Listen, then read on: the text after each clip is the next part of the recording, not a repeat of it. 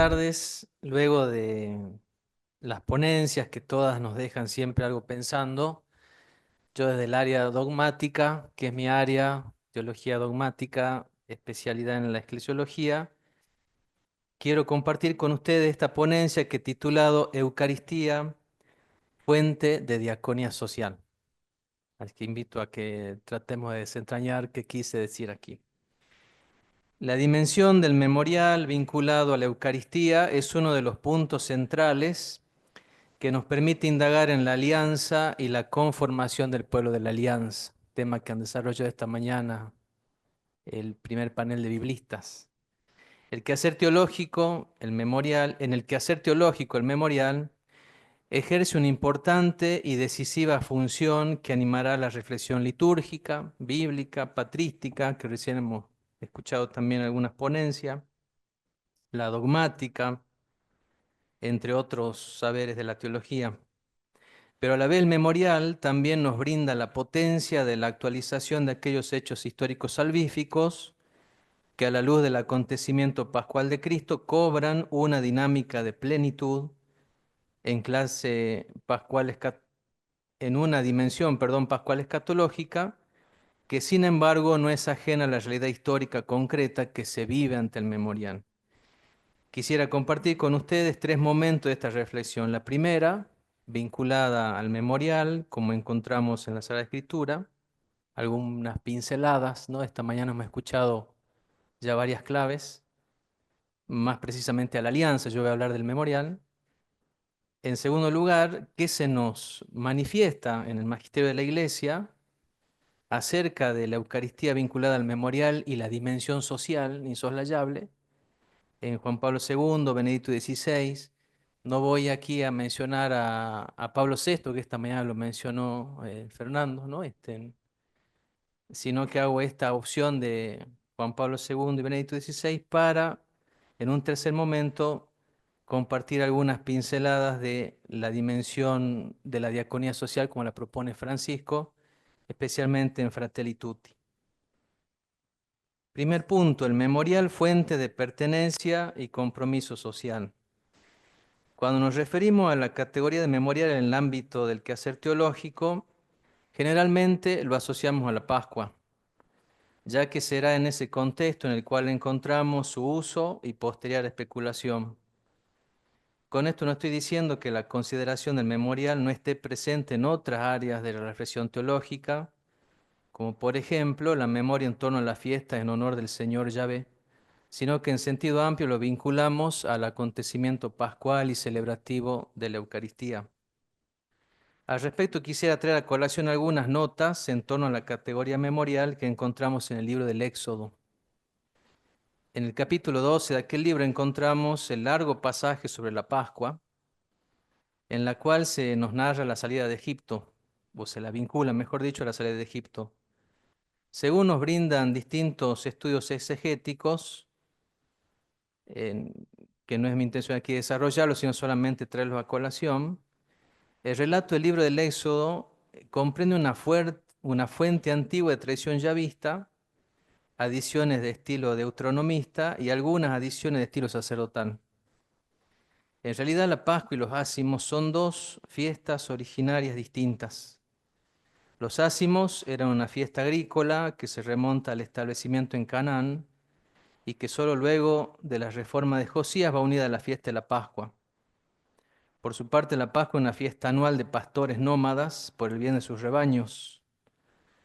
Al respecto, algunos estudiosos exegéticos nos van a decir que Éxodo 12:21 la menciona sin explicación porque supone que la misma ya era conocida y probablemente se trataría de la fiesta por cuya celebración Moisés pedía autorización al faraón.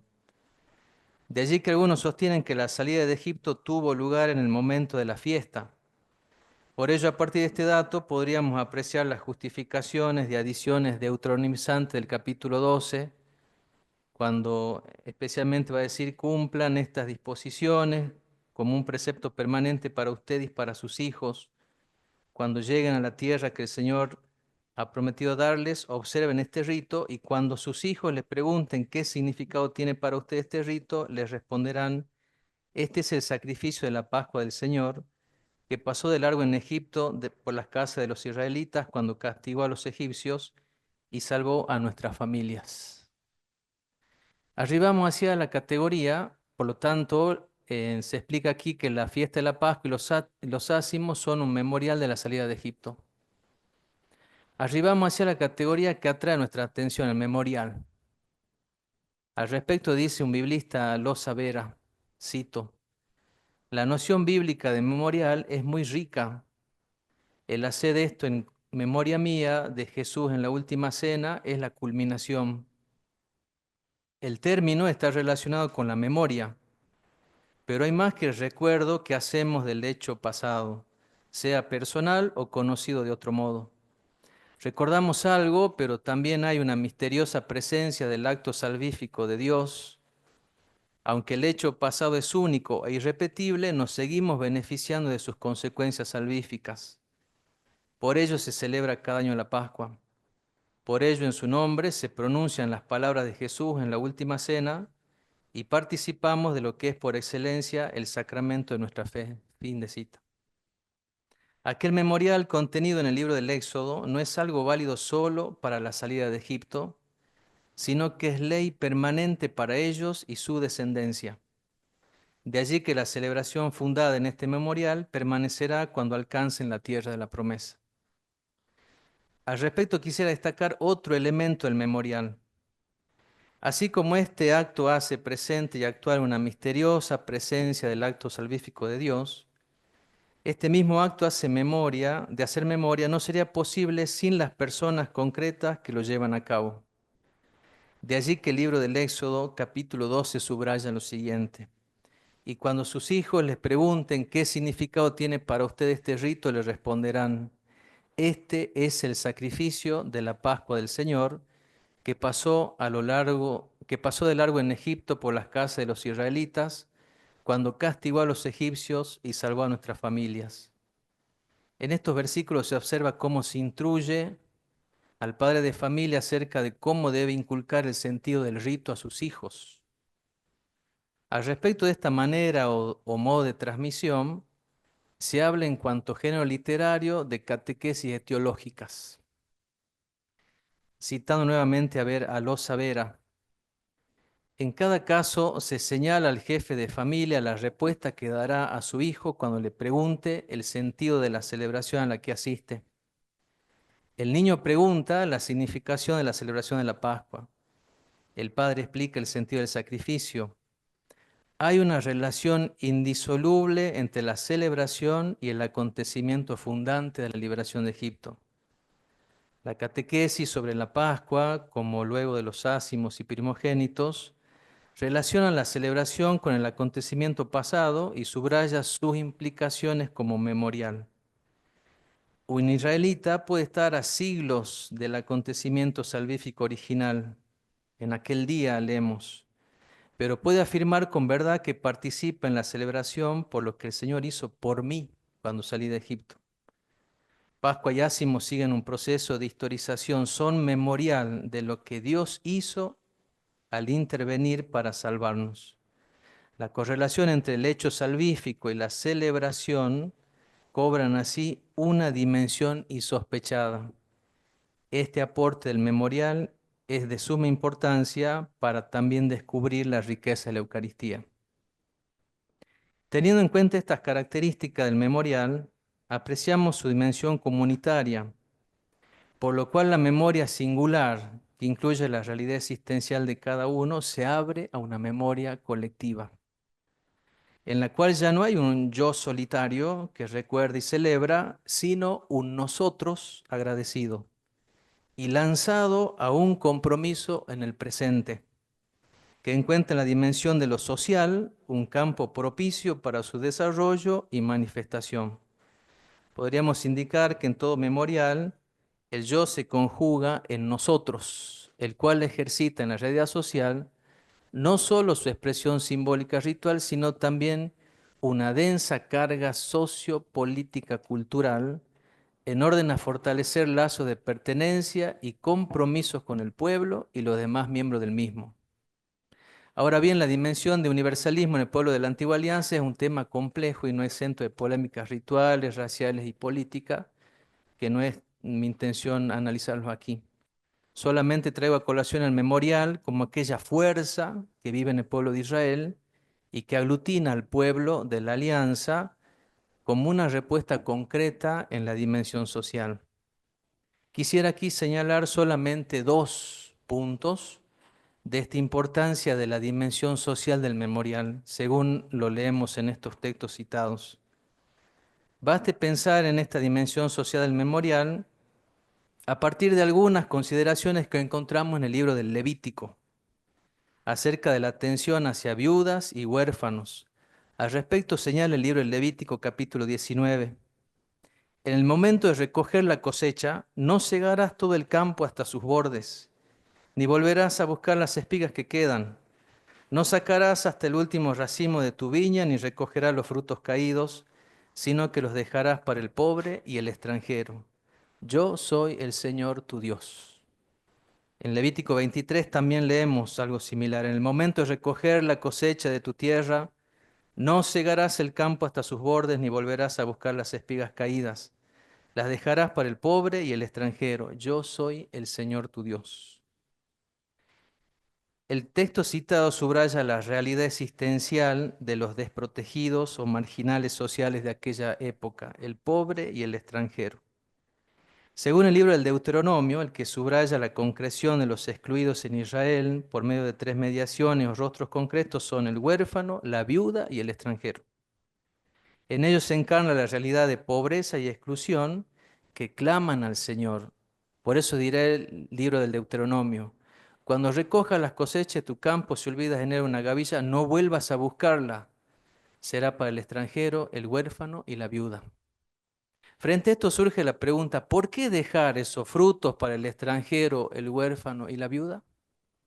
En la respuesta a este interrogante apreciamos la conexión con el memorial que leemos en el libro del Deuteronomio.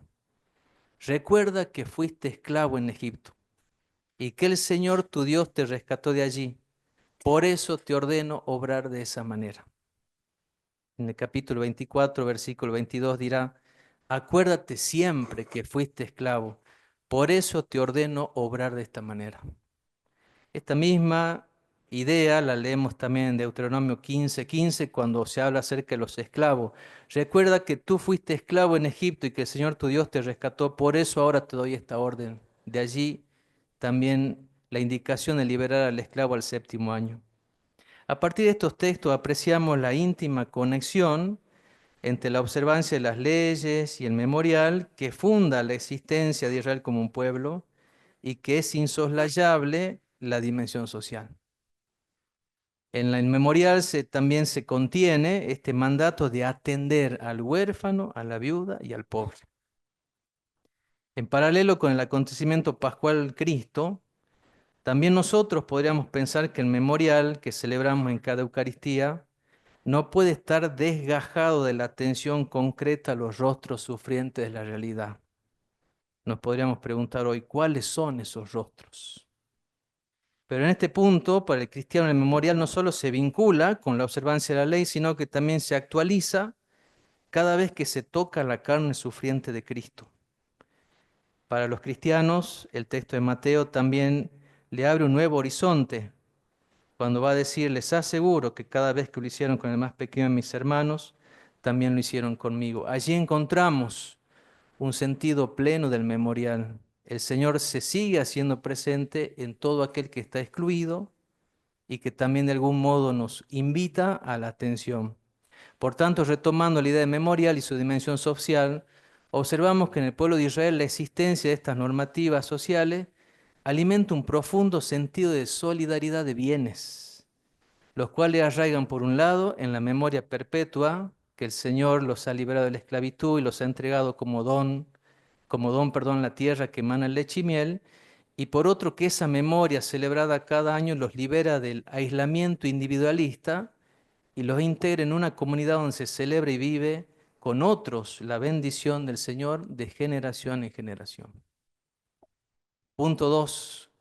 ¿Cómo nos transmite el magisterio este ejercicio del memorial en vínculo con la Eucaristía y la dimensión social. Como decía Cristian hace un momento, el tiempo nos viene persiguiendo. Aquí yo solamente quisiera mencionar dos textos, uno de Juan Pablo II y otro de Benito XVI, para luego mencionar el tercer punto, que es el aporte de Francisco. El Papa Juan Pablo II, en la carta encíclica Ecclesia de Eucaristía, nos va a recordar, haciendo este vínculo entre memorial y Eucaristía, que la Eucaristía no debilita, sino que estimula nuestro sentido de responsabilidad respecto de la tierra presente. Podríamos mencionar en otras palabras, no nos fuga de la realidad social, sino que nos inserta en ella. Otro es significativo también que se cita el Crisóstomo, que aquí el padre nos hacía tener en cuenta varios puntos. Se cita el Crisóstomo en el número 20 de esa encíclica, recordándonos también, ¿no?, que no se puede descuidar al hermano por atender a cosas muy dignas, ¿no? Citando esto de los vasos de oro, ¿no? Comentando la homilía del Evangelio de Mateo. Dice el Papa Juan Pablo también en este mismo número 20, citando la encíclica Solicitio Rei Sociali, la fe en Cristo Redentor, mientras que ilumina nuestra naturaleza interior, también nos lanza la preocupación por la realidad social. Fíjense, no puede quedar aislada. Y cito solamente un pasaje de Mane Nobiscum Domine, 2004, donde va a decir que la Eucaristía debe generar o plasmar una cultura de la Eucaristía que promueve la cultura del diálogo. Benedicto XVI, en Sacramentum Caritati, nos da una serie, ¿no?, de indicaciones de esta dimensión social de la Eucaristía. Hablaba también no me acuerdo si era Hernán o el padre Edgardo o Argara, pero no me acuerdo bien, de esto de la conversión, ¿no? Benedicto XVI va a hablar en esa encíclica de la Logikela Treia, que es ofrecernos, dice Benedicto XVI, como hostias vivas, santas, agradables a Dios. Dice el Papa en esta encíclica, esta insistencia del apóstol también nos compromete a todos a ofrecer nuestros cuerpos concretos para acompañar la realidad encarnada de los hermanos que sufren. Fíjense en cómo siempre está esta dimensión social. No hay otras citas, una más solamente. Va a decir Benedicto XVI, la Eucaristía se convierte en un criterio de valorización de todo lo que el cristiano encuentra en las diferentes expresiones culturales con las cuales también dialogar.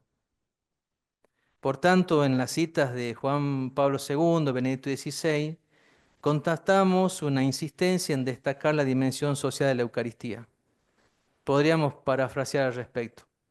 La dimensión social del memorial, que conjugadas con la catequesis teológica, son un potente llamado a la Iglesia a no olvidar la dimensión diaconal de la Eucaristía, que brota del memorial de la Encarnación y de la oblación en la cruz de su Señor, quien al identificarse con los pobres nos continúa exhortando a un servicio encarnado en la historia presente. Y el punto tercero, que solamente lo voy a mencionar en un punto, el Papa Francisco va a insistir mucho en esta dimensión social de la Eucaristía, la diaconía social. Y a partir de la idea de pueblo, ¿no?, el Papa Francisco nos ha recordado a esta categoría pueblo, en cómo el memorial ayuda en una cultura del individualismo a generar la conciencia de lo comunitario. Cómo el memorial que celebramos en cada Eucaristía nos libra del aislamiento del yo, va a decir él en, en uno de sus textos con motivo de los 10 años, ¿no? Dice, nos libra del aislamiento y nos hace una comunidad, un nosotros comunitario que celebra y se compromete con la realidad social. Y esto lo va a plasmar de un modo mucho más desarrollado, más detenido en Fratelli Tutti, con una frase que la encontramos en el número 8, donde él va a decir que somos caminantes de la misma carne humana. Va a decir así, ¿no?, el Papa, viandanti fatti de la stessa carne humana. O sea, nos ayuda aquí el Papa con una clave antropológica a no desentendernos de la realidad social. Todos compartimos la misma fragilidad humana, va a decir él, ¿no? Solamente voy a mencionar dos puntos, ¿no? Va a decir él, en la expresión caminantes, Francisco destaca la historicidad de cada uno de los seres humanos y con ello la de cada uno de los pueblos a los que se pertenece. La concepción de la historia en esta encíclica Fratelli Tutti tiene presente la dimensión vivida de los sujetos y pueblos, aquella en la cual los hechos pueden convertirse en objeto de narración histórica. De allí que ésta abraza acontecimientos humanos, toma de posición individual y colectiva, que nos permitirán comprender los mismos como una unidad que explica el presente. Pero a la vez Francisco, de esta clave antropológica, Caminantes, nos va a lanzar la invitación teologal a la luz de la parábola del buen samaritano, y por ello nos va a recordar que somos frágiles de la misma carne. Francisco en esta expresión quiere subrayar la contingencia y la fragilidad, por lo cual permanentemente invita a un cuidado de la fragilidad y a la generación de una cultura del cuidado, la dimensión social concreta. Y él va a decir, esto brota de la vivencia del nosotros que surge del memorial eucarístico. Y por último, Francisco va a decir, de la misma carne humana. Qué bueno también pensar en esto de la carne humana, porque en esa dimensión de la carne humana, el Papa Francisco nos subraya la común pertenencia a la gran familia humana. Y aquí abre el diálogo con todas las religiones y a la vez invita a todos a no descuidar esa dimensión social. Dirá en la encíclica Fratelli Tutti, tengo el sueño de generar una cultura del diálogo y el encuentro. Y por eso es que la encíclica es una invitación a cristianos y hombres y mujeres de buena voluntad a apropiarse existencialmente de los temas que allí se proponen a fin de generar una convivencia buena, la convivencia que cada persona puede dar al otro partiendo de que somos miembros de la misma familia humana, caminantes de la misma carne humana. Desde la figura del samaritano, Francisco conjuga la pertenencia a la familia humana, pero también el compromiso por la realidad social. Finalmente, el empeño por favorecer la fraternidad y la amistad social requiere, dice Francisco, de artesanos de la paz, dispuestos a generar procesos de sanación, de reencuentro con ingenio y con audacia, los cuales deben estar acompañados, ¿no?, por un proceso educativo que promueve el amor al vecino. Primer ejercicio indispensable para lograr, dice, una sana integración universal. Finalmente, si el memorial es uno de los núcleos donde arraiga la Eucaristía, el mismo puede ser un dinamizador de la referencia social irrenunciable de la Eucaristía. De allí que todo creyente cristiano formado en la escuela de la Eucaristía está llamado a asumir directamente su propia responsabilidad política y social en su inmediata realidad. Para el cristiano, que también es un ciudadano, nosotros como pueblo se nutre y se rehace en la experiencia de la memoria comunitaria. Es en ese núcleo profundo donde se vincula el memorial de la alianza con la vida y sabiduría de un pueblo peregrino. De esta manera, frente a la tendencia de encierro y clausura de nosotros mismos, el memorial eucarístico se propone como una alternativa educativa del descentramiento individualista que tiende hacia el nosotros comunitario, tanto a nivel ciudadano como eclesial, y que encuentra en la categoría de pueblo un espacio donde abrevar. El sendero está trazado. Francisco nos ha recordado que somos caminantes de la misma carne humana. Nos corresponderá a nosotros transitarlo del mejor modo, con y desde la profunda convicción de que todos somos hijos del mismo Padre, ¿no? Muchas gracias.